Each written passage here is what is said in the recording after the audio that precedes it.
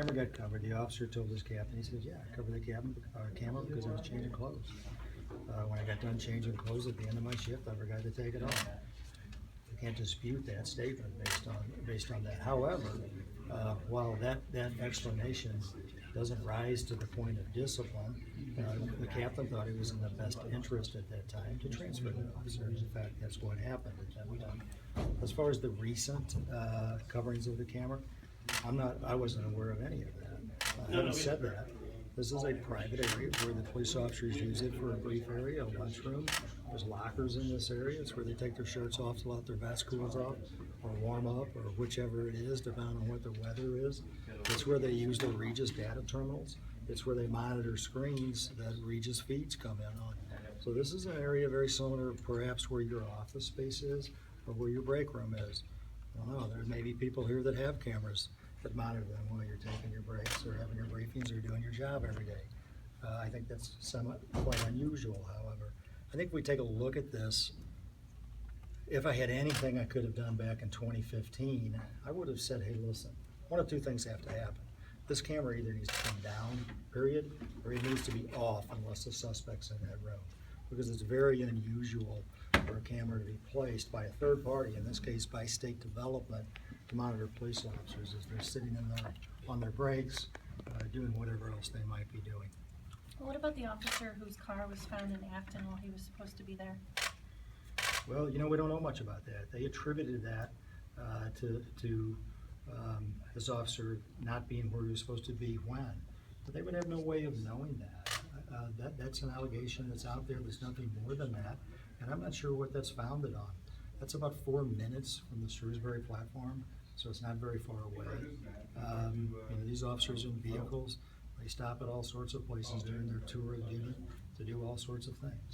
So, what's your response to the chairman of the board for bi-states asking that you be removed from office?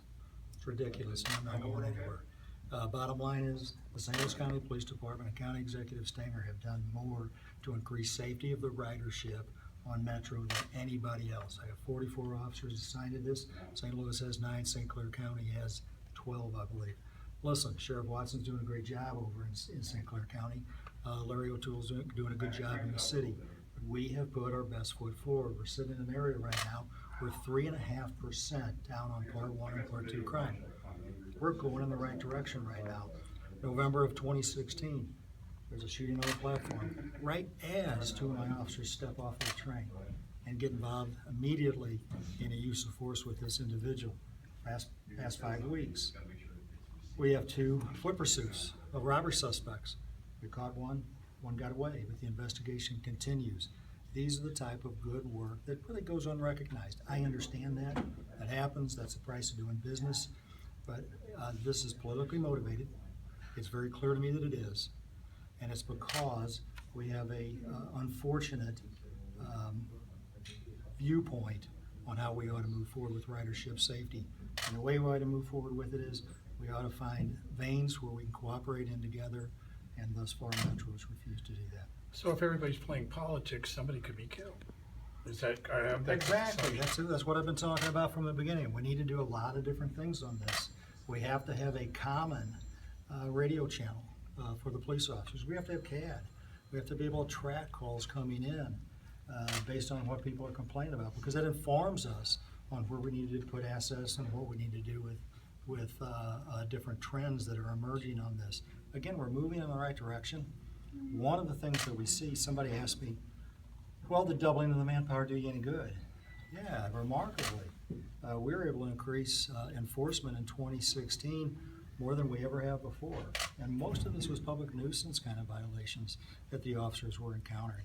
The exact quality of life issues that we get a tremendous amount of complaints with on the Metro system. We were able to do that with the additional manpower. Now listen, there's still some things out there I think that are headwinds for us. We have a wide open system, and that's very difficult for us to deal with.